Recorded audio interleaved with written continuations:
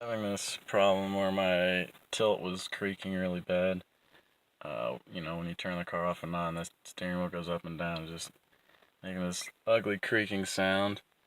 I found to fix it, all you need to do is pull this back.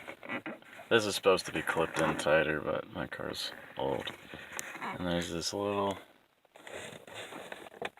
it's completely sunken in right now because the steering wheel's tilted down all the way.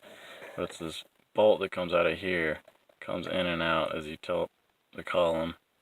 And so you want to tilt it up as high as you can and still be able to get grease down there. You tilt it up about like that high.